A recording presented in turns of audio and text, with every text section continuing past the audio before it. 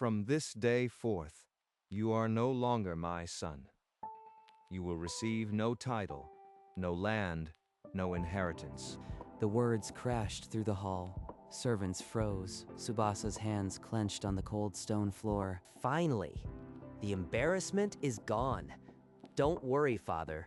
I'll manage the estate properly. I've been cast out before, torn from my life by a force I couldn't control. In his first life, Tsubasa had been an aerospace engineer, killed by a wind tunnel failure at JAXA. When consciousness returned, he lay in a four-poster bed, candle smoke stinging his unfamiliar lungs. This body isn't mine. These memories. I am a different person now. A disinherited noble's son. The Baron had sent him to a remote acre of barren land, rocky soil, no shelter, a cold wind that never ceased. They left me with nothing but my mind. But my mind knows how to build a world from nothing. Alone under the unfamiliar stars, Tsubasa made a silent vow. He would not die forgotten a second time. Mourning on the barren acre brought no mercy.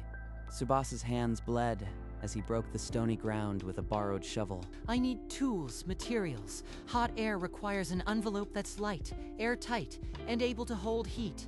Silk could work. He trudged to the dusty market road, where a gaudy merchant's cart stood draped in vibrant fabrics. You there, young man. Fine silks from the east. One touch and you'll feel the quality. Perfect for a noble's garment. How much for that crimson bolt? I don't need garments. I need something that can trap air and resist tearing. Trap air? Are you mad? That's 5 silver pieces. What strange use do you have for my silk? I have 3 silver pieces. Everything I own. It's not madness, it's flight. I'll give you a chance to be part of something no one has ever seen. The merchant stared, then laughed. But something in Tsubasa's eyes made him pause. Flight? 3 pieces. And if you fail, you owe me double. Deal? Now for the envelope mathematics. Surface area times temperature differential. This could really work. Tsubasa carried the crimson silk into the cramped tailor shop, where an elderly man with spectacles looked up from his stitching. Master Thorn, I need you to sew a giant envelope from this silk. A bag that will trap hot air and swell. A bag for hot air? Young man, this is the strangest commission I've ever had.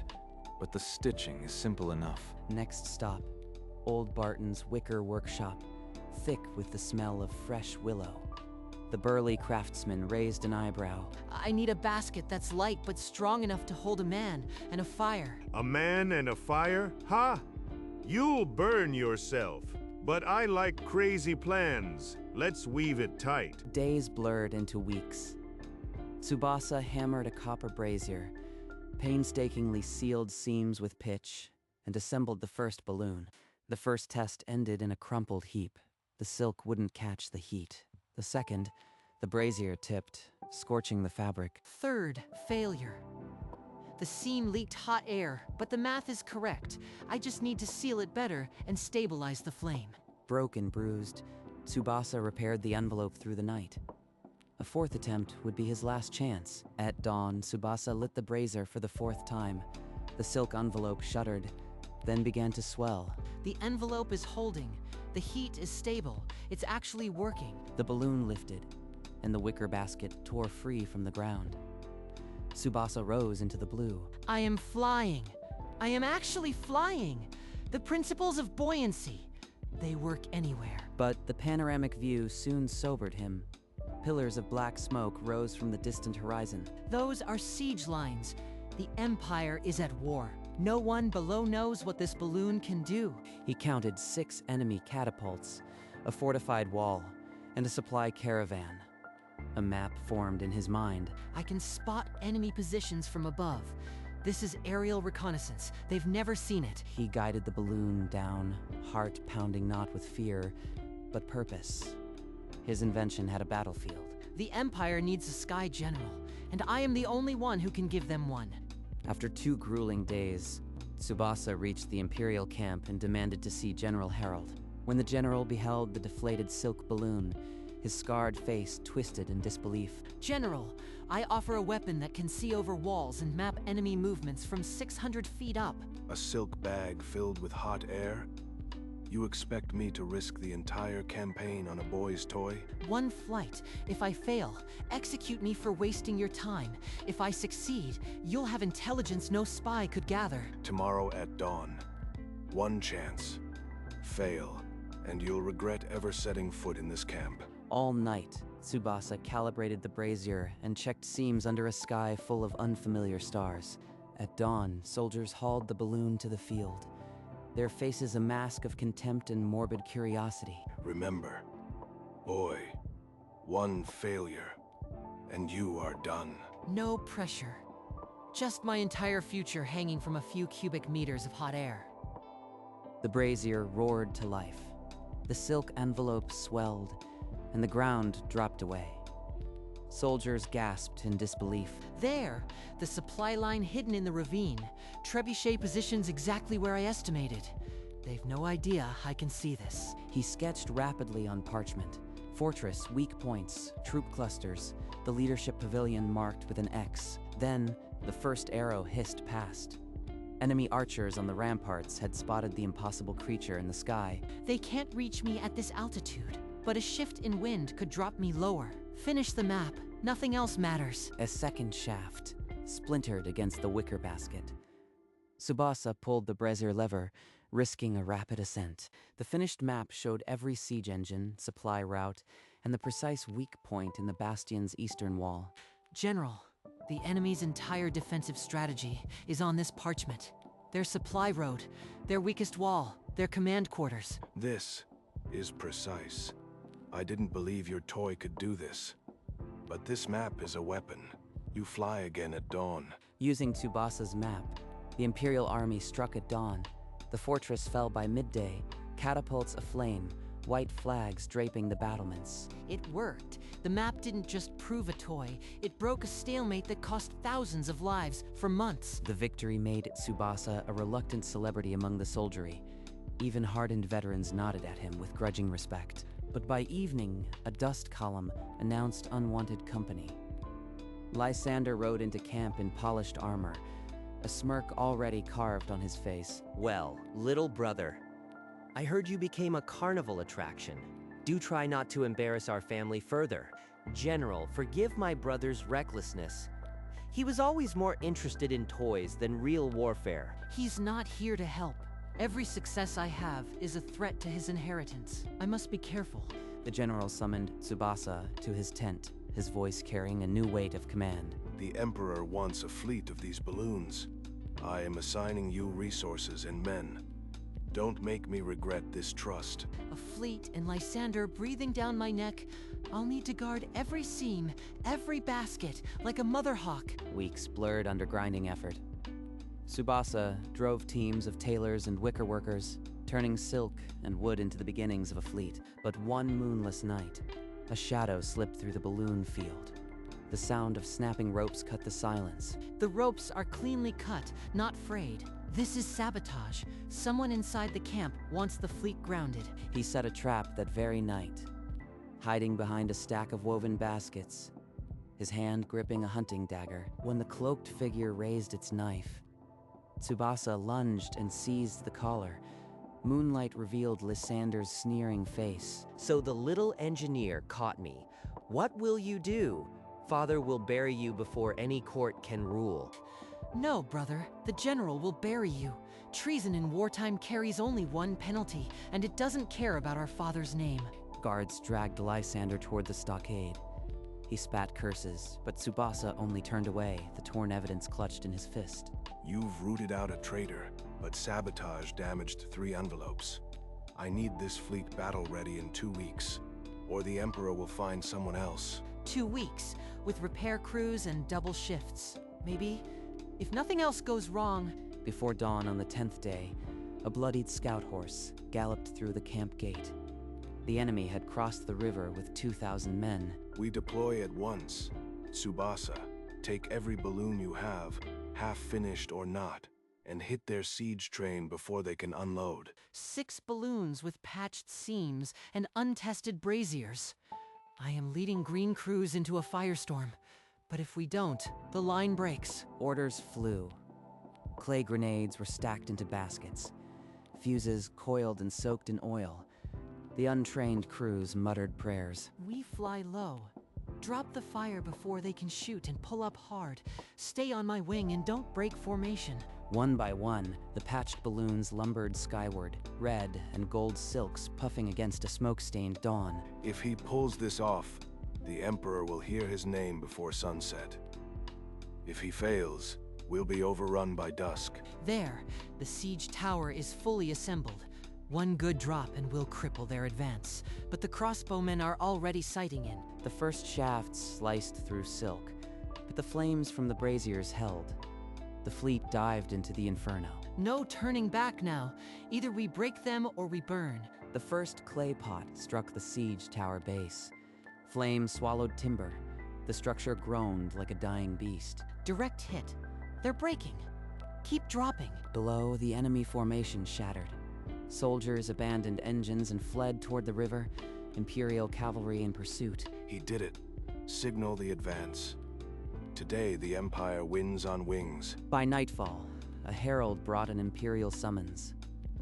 Tsubasa was to appear before Emperor Aldrich himself. The throne room was a cavern of gold and marble, filled with nobles who paused their whispers as the disinherited son entered.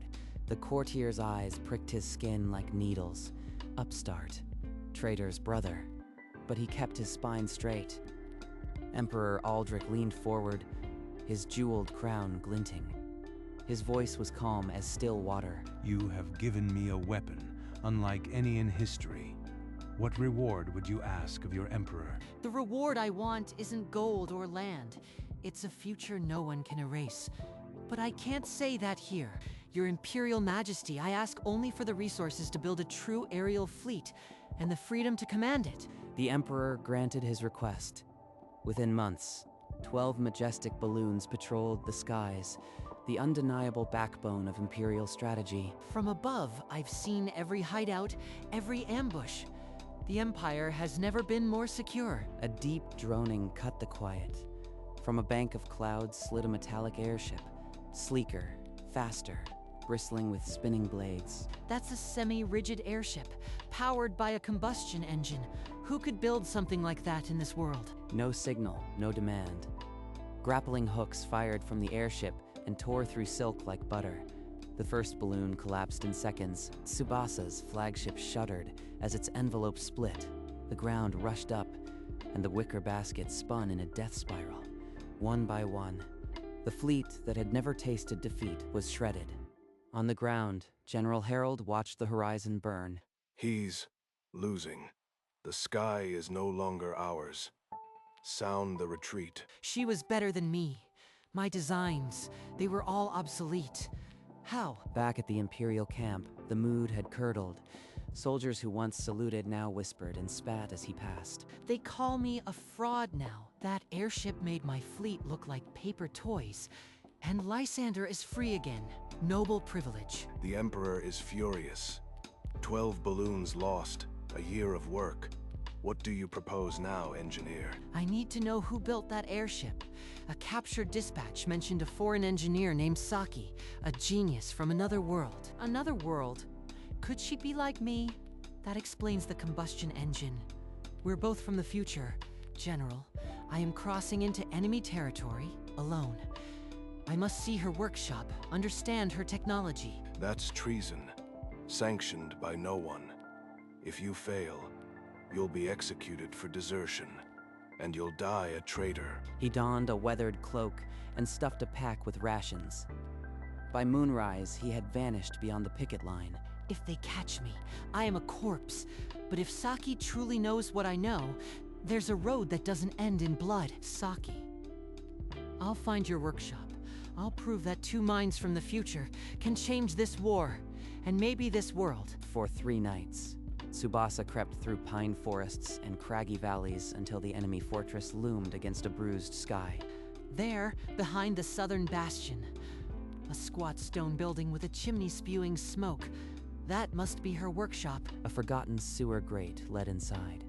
He slithered through stone pipes and emerged in a cavern of gears and blueprints. Don't move. You are either very brave or very stupid to break into my workshop. Wait, your combustion engine, the ignition timing, the alloy ratios. You are not from this world either, are you? The wrench lowered an inch. Saki's eyes narrowed, suddenly less hostile and more searching. I died in a Toyota factory when a crane collapsed. Woke up here 6 years ago. My modern knowledge is the only reason I am alive. A vivid memory crashed over her. Screaming metal, a cascade of sparks, the ceiling giving way in a modern factory. They gave me a forge and an anvil, and I built them the airship. Now you want me to stop? Why should I trust a stranger? Because we're the same. We both built weapons that could end our worlds. Maybe together we can build something that saves them. Guards, lock him below. I'll decide his fate later. They threw him into a dank stone cell. Hours later, she appeared on the other side of the bars, arms crossed. Your empire started this war. Why should I trust you with anything? Because we're both engineers. War will escalate until it consumes everything. I've seen the equations. For 3 days, they debated through the iron door. Blueprints passed hands, and a grudging respect was born. She isn't a monster. She's protecting her people the only way she knows. There is another way. He realized a marriage alliance could unite their technologies, end the war, and force both thrones to peace. Using a bent nail and a lifetime of mechanical knowledge, he picked the lock that night and slipped free. I am sorry, Saki. I'll prove this alliance can work. Then you'll see. He fled through the same sewer, a treasonous plan heavy in his chest. The Imperial border a thin line ahead. 2 days later, mounted guards found Tsubasa on the Imperial Road. They shackled him without a word. They are not taking me back as an engineer. They are taking me back as a traitor. Word of his return spread like fire. By the time he reached the throne room, the gallery was packed with nobles and commoners alike. Your Majesty, my brother stands guilty of desertion and collusion with the enemy. He fled to their capital and returned with plans he refuses to share. Lysander's words were poison, but the court was thirsty for a scapegoat. The Emperor's fingers tightened on his scepter. You disappeared without orders and returned with nothing but silences. Explain yourself or face the executioner's blade. I did what no one else could. I met the enemy's engineer, and I returned with a way to end this war, without another battle. A murmur rippled through the court. Some laughed. Some spat. The Emperor's eyes narrowed. He lies. He would see us weak and defenseless. This is not strategy. It is cowardice. The Emperor raised a hand. Silence fell like a blade. Prove your words, or this court will be your grave. Your Majesty, I propose a marriage alliance with the engineer Saki. Together, our combined air forces would dominate the skies and guarantee peace. Saki is not our enemy. She is a genius like me, forced to serve her king. Her airship technology is a gift that could unite us. The court erupted. Nobles gasped at the audacity, offering marriage to a foreign commoner who had just decimated their fleet. This is insane. He wants to marry the witch who killed our soldiers. He is a traitor to the Empire. The Emperor silenced Lysander with a cold stare. His calculating mind weighed the impossible offer. If this Saki is truly willing, why would she trust us? How do you propose to bring her here without a bloodbath? Send a messenger under a white flag. Give me 3 days. If she doesn't come, execute me. But if she does, you'll see the future. A heavy pause. Then the Emperor nodded, a faint, dangerous smile creasing his lips. 3 days. If she fails to appear, your head will adorn the gate. Tsubasa was hauled to the tallest tower and given quill and parchment. His message had to be perfect. Saki, I am placing my life in your hands. Come not as an enemy, but as an equal. Let's build the sky. The morning of the 3rd day arrived with no word. The executioner sharpened his blade in the courtyard below. She's not coming. Maybe she never trusted me enough. Then a thunderous hum shook the air. Saki's airship, painted now with symbols of peace, descended over the palace. I received your message, Tsubasa. I defied my king to be here. Prove that this gamble isn't foolish. Together, they unfurled a joint demonstration. Balloons and airships weaving in a synchronized dance. dropping flower petals instead of fire. You've turned a weapon of war into a symbol of hope. I approve this alliance on one condition. I know the condition. Saki, will you marry me and unite our skies forever? I didn't come here to kneel, but I'll stand with you, engineer. Together, we'll build a future no kingdom can tear apart. The court erupted. Not in mockery this time, but in nervous applause. The Sky General and the Airship Queen would ride together. The joint fleet is born. Now the real work begins. Conquering peace, not land. Within weeks, the joint armada swept across the fractured kingdoms. No fortress wall could hide from a sky full of eyes. One by one, the holdout dukes crumble. They've never faced a fight they can't see coming. Only the Ironhold remained. A mountain fortress with walls thicker than any trebuchet could crack. Its lord refused to bow. They think we can't breach stone from above. They're wrong.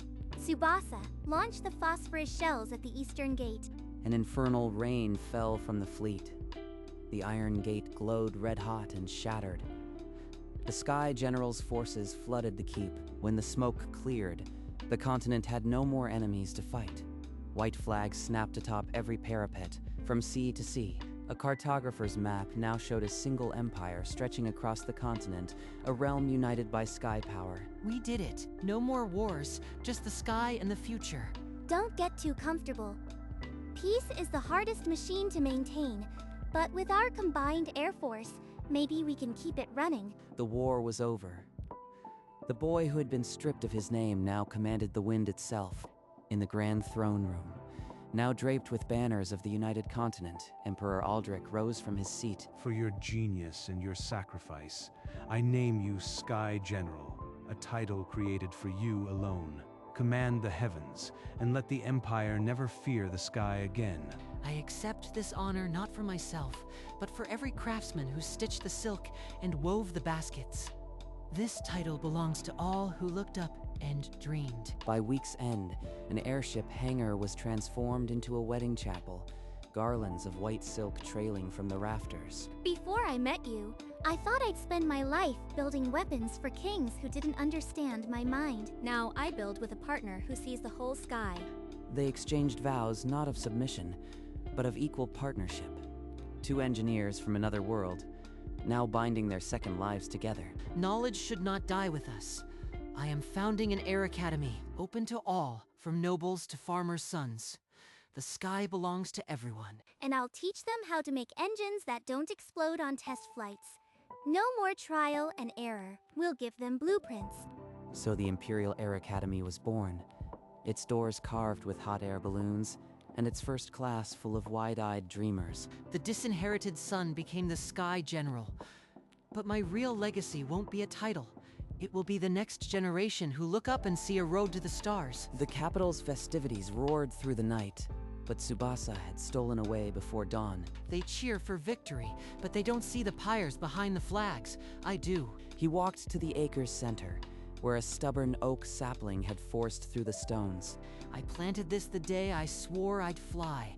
It's outlasted the war and my brother's schemes. He knelt, remembering the first night he'd stared at foreign stars and sworn a bitter oath. I am not the man who died in that tunnel, but maybe he'd be proud of the sky. He drew a scorched JAXA badge from his pocket, the last relic of another life. I kept this through every crash. It reminds me I've already been given a second chance, and I've used it. The wind, once a tormentor, now an old companion. He closed his eyes and let it wash over him as the sun rose. He turned back toward the capital. A solitary bird wheeled east, a direction he'd never yet flown.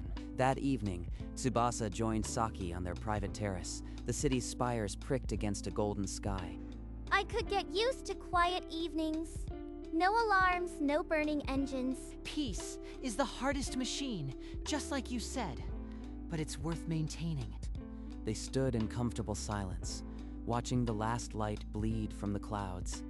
A perfect, fragile moment. Then the terrace door crashed open. A messenger, coat torn and boots thick with dust, fell to his knees. He thrust a water-stained parchment into Tsubasa's hands. Sky General. Unknown fleet sighted. Black airships, countless, advancing from the eastern sea. Black airships? There isn't a kingdom left that could build those. Where are they coming from? The horizon always hides something. Looks like our second life still has chapters to write. In the distance, beyond the peaceful harbor, a dark smudge stained the sky, a line of shapes too uniform to be clouds. The Sky General and the airship Queen looked east together, their fingers intertwining, a new wind already rising. Without hesitation, they descended to the airship hangar, the crew already scrambling to ready the flagship. Let's see what our new neighbors want. Whatever they are, we faced worse. Together. The engines hummed to life, and the flagship rose into the night, a beacon of light against the encroaching dark. As they cleared the clouds, the dark fleet became terrifyingly clear. Dozens of angular black airships. No flags, no signals.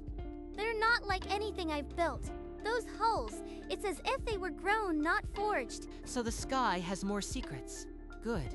We were getting bored. Saki adjusted the helm, aligning their course with the vanguard of the mysterious armada. No words were needed. They had faced the impossible together before and bent it into something new. The Sky General and the airship Queen flew into the unknown, side by side, as they always would.